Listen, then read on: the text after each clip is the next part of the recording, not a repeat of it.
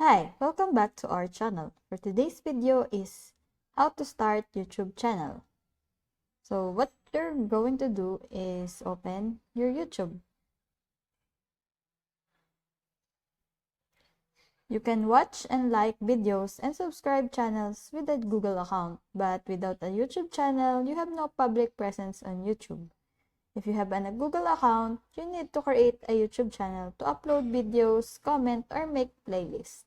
You can create channel on either the YouTube website or YouTube mobile site.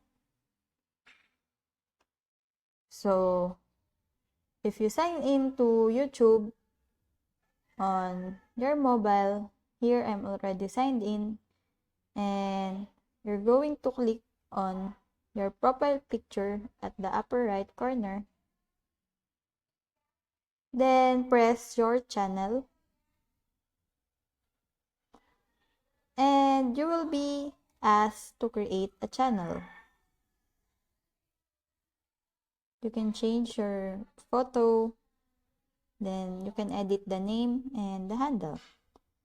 Now, you should agree for the YouTube term of services and you can create channel.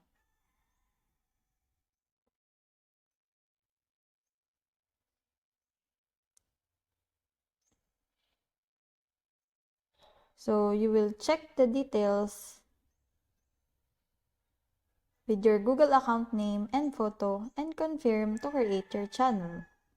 In certain instances, like when you create a channel through method like posting or a comment on mobile, YouTube may auto-assign you a handle based on your chosen channel name. There may be cases where your handle is randomly assigned if the chosen channel name cannot be converted to the handle. You can always view and edit the handle in Studio or by going youtube.com/handle. So that's it. I hope that this video helps. If you have any questions or comments, kindly put it in the comment section below, and if not, don't forget to subscribe and like. Thanks!